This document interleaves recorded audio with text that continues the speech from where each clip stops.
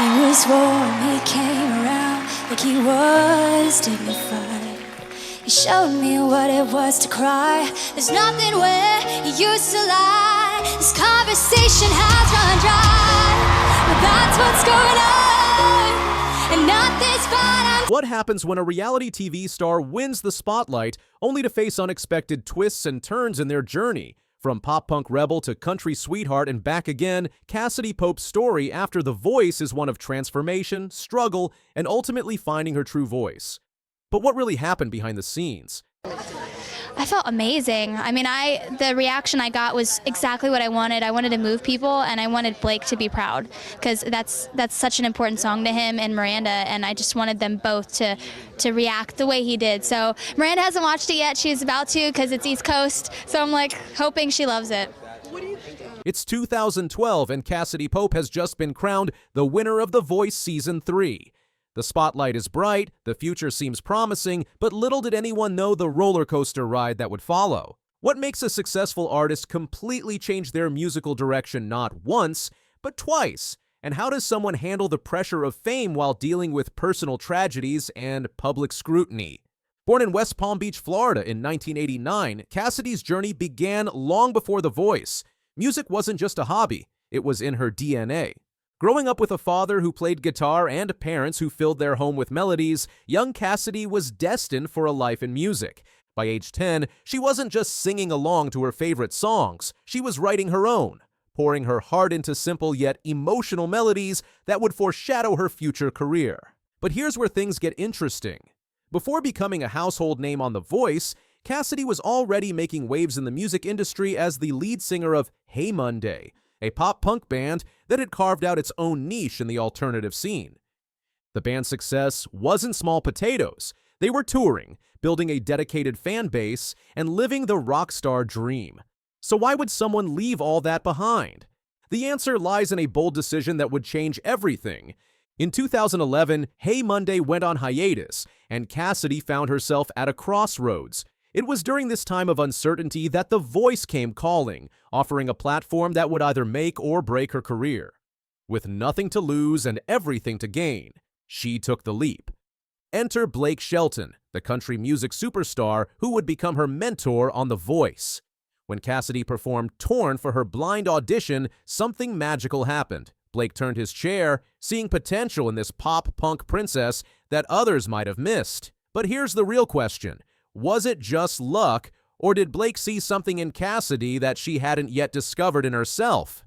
Week after week, Cassadee proved herself on The Voice, blending her rock background with country elements in a way that captivated audiences. Her victory wasn't just about winning a show, it was about finding a new direction. But what happens after the confetti settles and the cameras stop rolling? The post-Voice journey wasn't the smooth sail many might have expected. Yes, Cassadee signed with Big Machine Records, a powerhouse in country music. Yes, her debut country album, Frame by Frame, dropped in 2013, with Wasting All These Tears climbing the Billboard Hot Country Songs chart. But success often comes with its own set of challenges. Behind the glitter and glamour, Cassadee was fighting battles that few knew about. In 2012, just as her star was rising, she faced a devastating personal loss when a close friend passed away. How do you celebrate your biggest career victory while dealing with heartbreak? For Cassadee, the answer was in her music. Songs like I Wish I Could Break Your Heart became more than just radio hits. They were emotional outlets, ways to process pain while staying in the spotlight. But the challenges didn't stop there. The pressure to maintain success in country music while staying true to herself began to take its toll. Fans from her Hey Monday days questioned her authenticity in country, while country music purists wondered if she was just jumping on a bandwagon. Could she ever really please everyone? The answer came in an unexpected way. In 2022, after years of establishing herself in country music, Cassadee made another shocking announcement. She was returning to her pop-punk roots. But why? What would make someone leave a successful country career behind? The truth lies in a complex web of personal growth, industry politics, and the courage to be authentic. In a revealing interview with Rolling Stone, Cassadee opened up about feeling ostracized and shamed in the country music scene, particularly after speaking out about social issues. She had taken stands against racism and supported gender identity rights, actions that earned her both praise and death threats from fans. Her relationship life was also making headlines. After ending her engagement with Ryan Dawson in 2019, she found love again with actor Sam Palladio, whose support played a crucial role in her decision to return to rock music. But was this just another chapter in her story? Or was it finally an ending that felt like home? In 2024, Cassadee released Thrive, an album that marked her triumphant return to pop punk.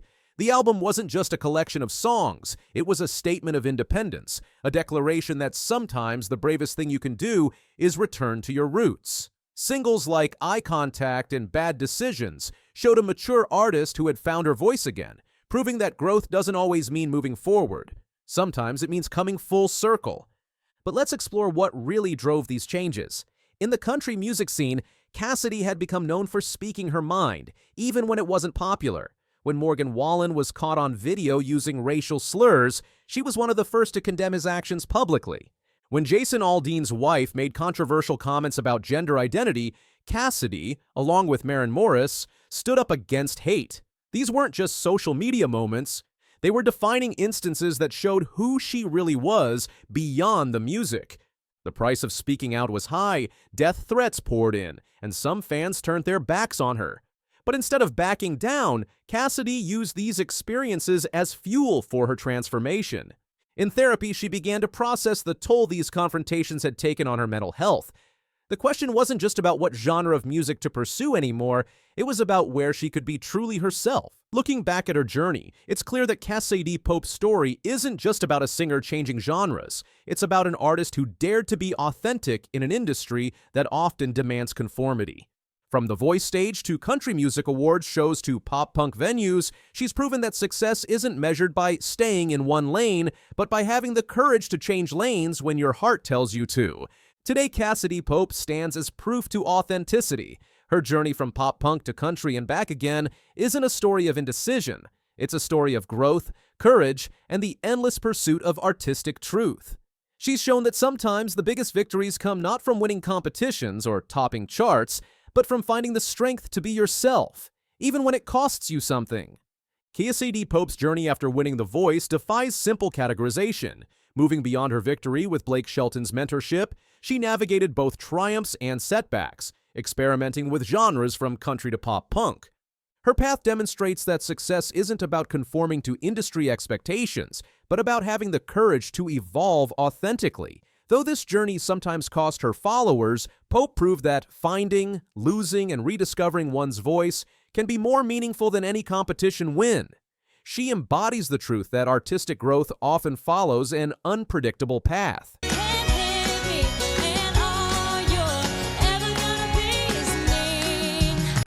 winner of The Voice is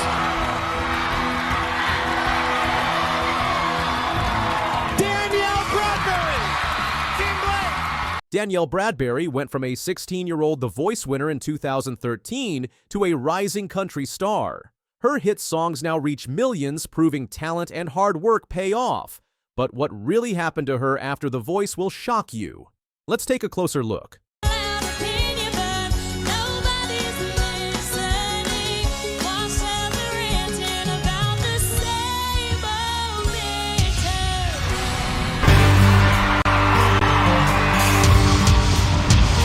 Oh my gosh, you're so good. Thank you. And you're so little. Yes, she is. She's just little. Yes, she is. I want to be the guy that introduces you to Nashville. My heart goes out to Blake. Yeah! Let's go back to where it all started. When Bradbury stepped onto the Voice stage for her blind audition, she sang Taylor Swift's Mean. This wasn't just any performance. It was so good that 3 coaches turned their chairs around: Adam Levine, Blake Shelton, and Usher. She picked Blake Shelton as her coach, and this choice would help shape her entire career. Throughout the competition, she kept impressing everyone with her powerful voice and sweet personality. She sang country classics like Maybe It Was Memphis and Heads Carolina, Tails California, getting better with each performance. It was going through my mind the fact that any one of us could have been the winner, and Swan Brothers and Michelle deserved it so much, and they were amazing, and when I got my name called, of course y'all saw me cry my eyes out. It was overwhelming. The big moment came when Bradbury won season 4 of The Voice. At just 16, she became the youngest winner in the show's history at that time. She remembers the moment clearly, confetti falling everywhere, a heavy trophy in her hands, and fireworks lighting up the sky.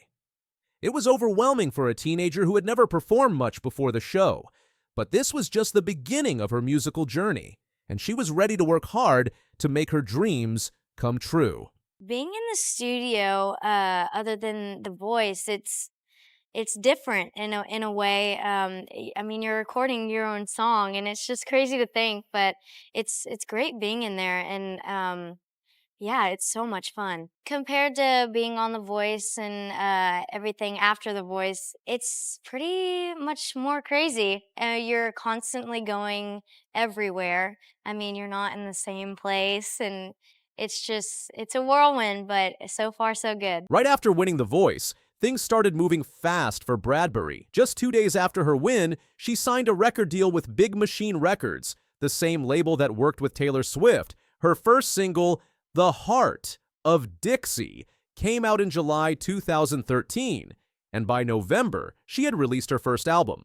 She even got to perform at the Grand Ole Opry, which is a huge honor for any country singer.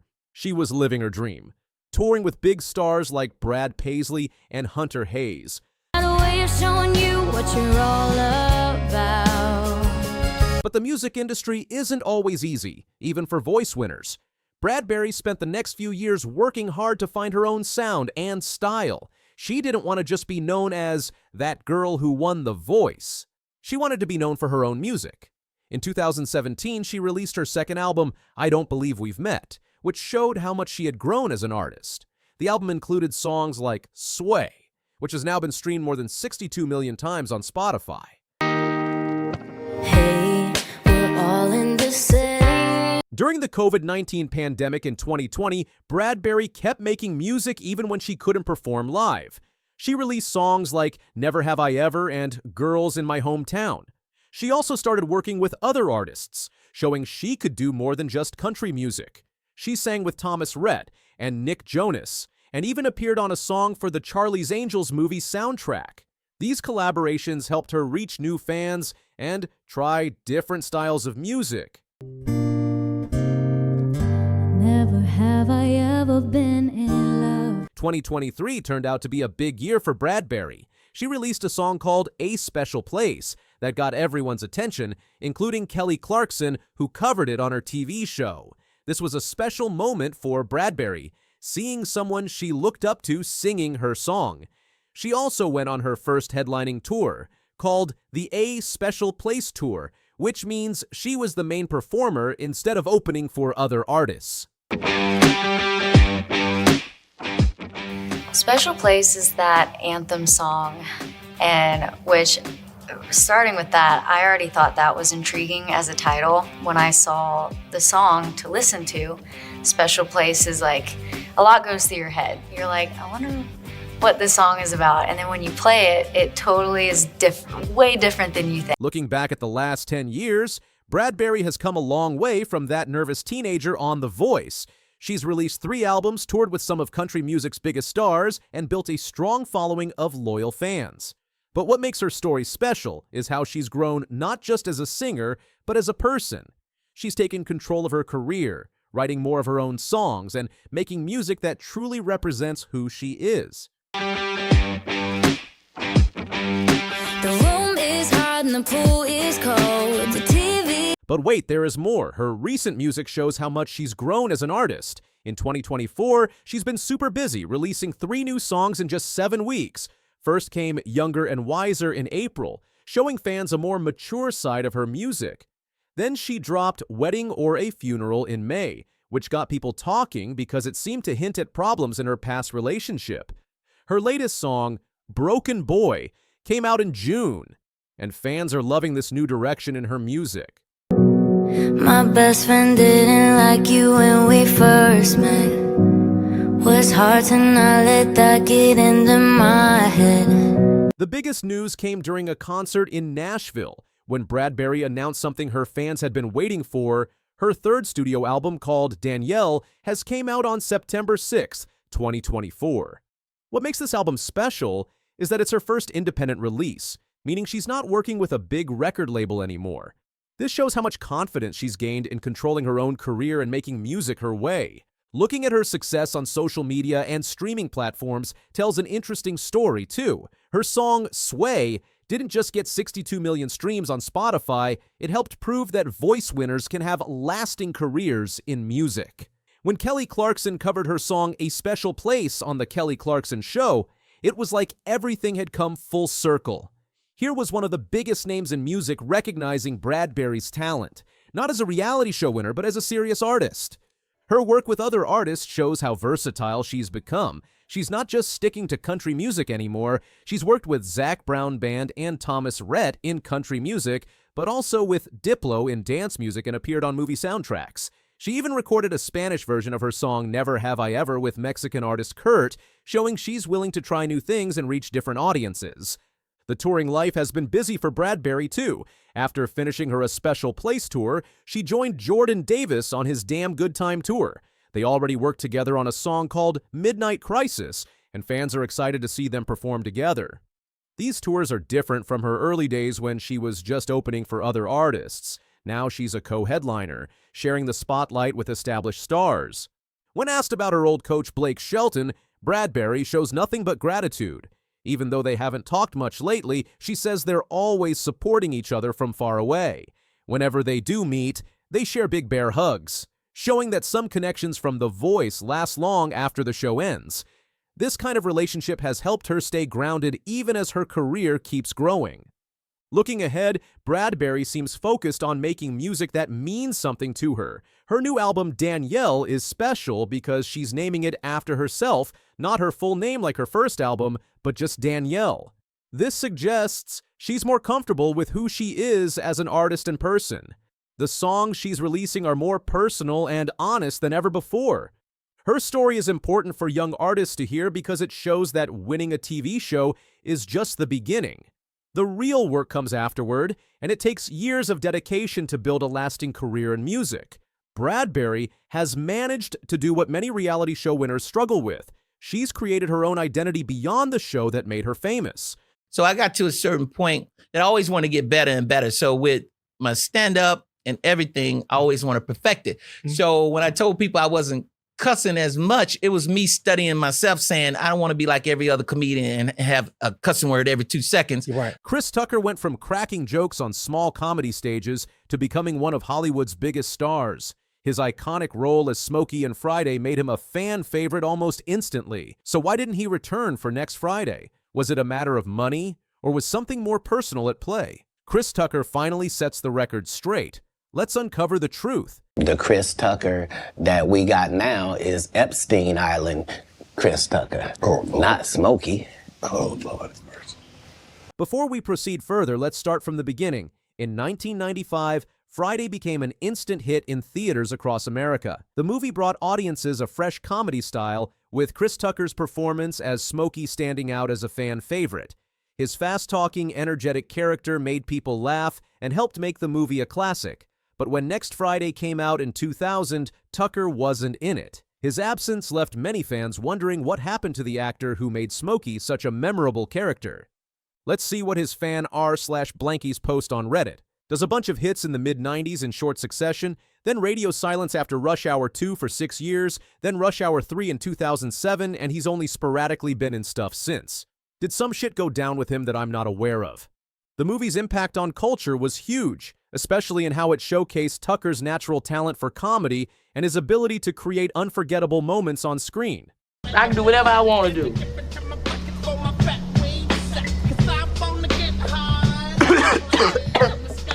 Stop hitting it so hard. Hold up, you fucking up the rotation. Puff, puff, give. Puff, puff, give.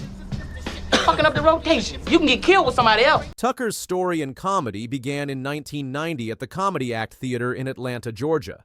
This small theater gave many new comedians their start, and for Tucker, it became the place where he found his true calling. After feeling a strong connection with his first audience and hearing their laughter, Tucker knew he wanted to be a comedian for life. He worked hard every night, developing his unique style of high-energy comedy and quick jokes that would later make him famous. His decision to pursue comedy wasn't an easy one. He even joked about not joining the military because they get up too early. This choice showed how committed he was to making his dream of being a comedian come true. Sup, man? This motherfucker. Pissed off, man. I am. Motherfucking mama calling me for Christmas, wanting a Christmas gift and shit. Always want something. So, man, why the fuck every time you call, you always want something? Why the fuck we just can't talk? You know I ain't got no money. I told her, I said, I'm broke. Broke as a motherfucker. I'm so broke, if a nigga rob me, he'll just be practicing. Moving to Los Angeles was Tucker's next big step. He spent 2 years performing at different comedy clubs throughout the city, working to improve his act and get noticed. His breakthrough came in 1992 on HBO's Def Comedy Jam, where his electric performance caught everyone's attention. The show was known for launching comedy careers, and Tucker's appearance opened many doors in Hollywood, leading to his first movie role in House Party 3 in 1994. During this time, Tucker was building connections with other performers and learning the ins and outs of the entertainment industry. His natural talent and hard work were starting to pay off in bigger ways. Getting the role of Smokey in Friday wasn't as smooth as many might think. The casting director, Kim Hart, described his first audition as horrible. Tucker was tired from touring, and he hadn't yet learned how to adapt his comedy style to movie acting. But the filmmakers saw something special in his ability to improvise and create funny moments on the spot. They gave him another chance, which turned out to be the right decision. The movie was made in just 20 days, and Tucker's natural comedy talent helped make Smokey one of the most memorable characters. During filming, he worked alongside Ice Cube and other talented actors, creating a chemistry that would make the movie special. Craig fucked up. You fucked up. Inhale, exhale. Roll it up, light it up, smoke it up. Inhale, exhale. You said this was endo. It smelled like outdoor. Hey, wait a minute, man. I ain't gonna be supplying you. You gonna be talking about my shit. Oh, shit. Here come. Oh, man. This bud is kicking in. Don't start tripping, Craig. But wait, there is more. After Friday's success, Tucker's career took off in a big way. His biggest break came with Rush Hour in 1997, starring alongside Jackie Chan. The movie was a huge hit, making $244 million worldwide. This success led to Tucker signing a $45 million deal for 2 movies with New Line Cinema, making him one of Hollywood's highest-paid actors. He went on to appear in other big movies like Money Talks and The Fifth Element, showing he could do more than just one type of role. These different parts helped Tucker prove he was a versatile actor who could handle action, comedy, and even serious dramatic scenes. It was so much fun, man, working with Jackie Chan, man. This guy, he's amazing, man. I definitely prepared myself because I knew it was Jackie Chan. I didn't want to, let him down. I worked out, lift weights, ran, the first one, made sure I was in tip-top shape. So whenever he was like, come on, I was ready. Watch out! Behind you! But he made it so easy, man, with the martial arts and all, stuff. He was just swinging me around. Basically, was just following him, man. Go this way, kick this way, look this way. Made it look like I knew what I was doing, so it was good. The main reason Tucker didn't return for next Friday was money. But there was more to the story. While the original Friday only paid its actors around $5,000, Rush Hour offered Tucker $20 million. As his co-star John Witherspoon said, "I wouldn't go back to Friday either." The huge difference in pay made Tucker's choice seem obvious, but beyond the financial reasons, Tucker had gone through personal changes. He had become a committed Christian and wanted to choose roles that matched his new values. He started moving away from explicit humor and looked for different kinds of comedy that still made people laugh without going against his beliefs. This change in his personal life had a big impact on his career choices. Like, what was that turning point like for you when seemingly the world is at your fingertips and everybody has something to offer you at this point, but you choose to take a strong stance for your faith? Like, what was that transition like for you? Well, I mean, a lot of people don't know. I'm a perfectionist. And when I reach a certain level, I want to go to the next level. So when in Hollywood, with everything I've done, back then, from Def Jam, did it great. And it took me to touring, and then took me to give me opportunity to get in movies and stuff. I did a little small part in House Party 3, and I had about a minute, 2 minutes to do my thing. That got me an agent. And then from there, I started getting co-starring roles. I got Fridays, and then I think I got a few other ones, and then Rush Hours. So I got to a certain point that I always want to get better and better. So with my stand-up and everything, I always want to perfect it. In the 2000s, Tucker took a break from Hollywood to focus on his personal life. During this time, he faced some serious challenges, including owing $14 million in taxes. This problem wasn't because he was trying to avoid taxes, but because of poor accounting and business management. To address these issues, he returned to stand-up comedy, performing shows across the country. These performances helped him reconnect with audiences and earn money to pay off his debt. He also became more selective about his movie roles, choosing projects that aligned with his personal growth and values. Through all these changes, Tucker kept growing as a performer. His comedy style evolved to reflect his new values, but he never lost his ability to make people laugh. In a 2014 interview, he explained how being a Christian changed his approach to comedy. "I have to dig deeper to find something that's still funny, and now it's harder. I like the challenge." This showed how Tucker was willing to work harder to create comedy that matched who he had become.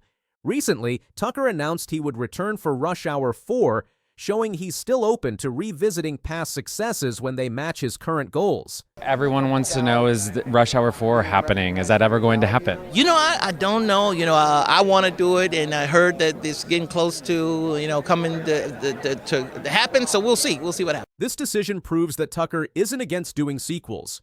He just wants to make sure they fit with who he is now. His journey from a young comedian in Atlanta to a Hollywood star, and then to someone who carefully chooses his roles based on his values, shows how much he has grown and changed over the years. Tucker's story is about more than just leaving a successful movie franchise. It's about an artist who changed and grew, making choices that weren't always popular but were right for him.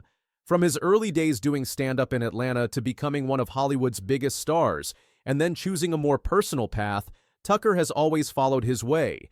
Even with the challenges he's faced, including financial problems and career changes, he's stayed true to his love of making people laugh, just in ways that better match who he is today. Which one is your favorite Chris performance? Share your thoughts in the comments section and subscribe for more updates. By the way, I loved your speech last year when you got this award. I loved yours too, Michael. Did you? I didn't make one, Sean. I wasn't here. I was working. And ladies and gentlemen, I would like to take this opportunity. At 91, Michael Caine finally reveals the untold truth about Sean Connery. The struggles, the triumphs, and the bond that shaped a Hollywood icon. This is the story you've never heard about the man behind James Bond. My name is Bond, James Bond. My instructions were implicit. I was to leave for Jamaica in 2 hours. License to kill. The year was 1962. Cinema was about to change forever, though nobody knew it yet. When Sean Connery first stepped onto the screen in Doctor No, wearing that impeccably tailored tuxedo and delivering the now immortal line, Bond, James Bond, he didn't just introduce himself. He launched a cultural phenomenon that would define sophisticated masculinity for generations to come. Yet the path to this defining moment was anything but certain. Producers Albert R. Broccoli and Harry Saltzman had their sights set on established stars like Cary Grant and David Niven for the role of James Bond. Connery, with his working-class background and unrefined edges, seemed an unlikely choice to play Ian Fleming's sophisticated spy. What changed their minds wasn't just Connery's good looks or his commanding presence. It was something more intangible. During his audition, Connery displayed an almost preternatural understanding of the character. As he left the room, adjusting his collar with casual confidence, Broccoli turned to his team and declared, "We found James Bond." That instant of recognition would alter not just Connery's life, but the entire landscape of cinema. The pressure of embodying such an iconic character was immense. Connery had to transform himself, learning not just how to throw a punch convincingly, but how to order wine, play baccarat, and move through high society as if he'd been born to it. Sean studied everything: Michael Caine reveals. He wasn't just playing Bond, he was creating him from the ground up. Success came at a cost. As Bond's popularity exploded, Connery found himself trapped in a golden cage of his own making. "I don't hate James Bond," he once confided to Caine, "but I don't want to be remembered only for this character." The irony wasn't lost on either man. The role that had given Connery everything was now threatening to take away his identity as an actor. The pressure became so intense that Connery stepped away from the role after You Only Live Twice in 1967. Yet the pull of Bond proved difficult to resist, leading to his return in Diamonds Are Forever, 1971, and later in the non-Eon production Never Say Never Again, 1983. These decisions weren't made lightly. As Caine reveals, Sean struggled with Bond. He knew the role had made him, but he also knew it could break him if he let it. What happens when two men from humble beginnings find themselves at the apex of Hollywood? The friendship between Connery and Caine offers a remarkable answer. Their first meeting at a London party in the 1960s sparked an immediate connection that would last over 5 decades. Both had fought their way up from poverty. Connery from Edinburgh's working-class streets, Caine from London's East End. Caine recalls, "We recognized something in each other. That hunger to succeed? Yes, but also a determination to never lose ourselves in the process." Their shared background created a bond that transcended the superficial relationships common in Hollywood. They understood each other in a way few others could, having walked similar paths from poverty to stardom. Their friendship was tested during the filming of The Man Who Would Be King in 1975. Facing brutal conditions in Morocco, many cast and crew members struggled with the heat and isolation. During a particularly threatening storm, while others panicked, Connery's response revealed his character. "We just need to get through it like we've done all our lives," he said, laughing in the face of adversity. This resilience, this ability to face challenges with humor and determination, defined not just their friendship, but their approach to life itself. For decades, Connery's reputation was complicated by rumors and controversies. Was he truly difficult to work with? Why did he really leave Hollywood at the height of his success? Caine's revelations paint a more nuanced picture than the tabloid headlines ever could. According to Caine, Connery wasn't difficult. He was demanding, both of himself and others. Sean believed that if something was worth doing, it was worth doing right, Caine explains. He couldn't tolerate mediocrity, especially in himself. This uncompromising commitment to quality ultimately led him to abandon the Bond franchise after Diamonds Are Forever. Connery believed the character had become too commercialized, losing the depth and complexity he had worked so hard to develop. The controversial 1965 interview where Connery made remarks about women haunted him for years. Caine reveals that his friend deeply regretted those words and worked to evolve his views over time. Sean was capable of growth, Caine insists. He wasn't afraid to admit when he was wrong and learn from his mistakes. That's rare in anyone, but especially rare in Hollywood. Connery's decision to leave Hollywood at the peak of his career puzzled many. After winning an Academy Award for The Untouchables and starring in blockbusters like Indiana Jones and The Last Crusade, he chose to retreat to a quieter life in the Bahamas. Sean told me, "I can't stand the lies anymore," Caine revealed. He'd reached a point where the artifice of Hollywood life had become unbearable. This wasn't a decision made in haste or anger. Rather, it reflected Connery's growing desire for authenticity in his life. He turned down numerous multi-million-dollar offers, including roles that might have won him more awards. Instead, he chose to focus on what truly mattered to him: his family, his art, and his privacy. Few knew about Connery's passionate pursuit of painting in his later years. His wife, Micheline Roquebrune, an accomplished artist herself, described these works as silent confessions. Each canvas became a window into his soul, filled with memories of his beloved Scotland and their life together. "When I hold a brush," Connery once told Caine, "I feel like I'm telling a story just like when I act, but this time the story is mine." His dedication to family life surprised many who knew him only as the sophisticated screen icon. His relationship with Micheline became his anchor, leading him to say, "Micheline is my James Bond because she always saves me from my mistakes." This quiet devotion showed a side of Connery that few got to witness, the tender, vulnerable man behind the legendary persona.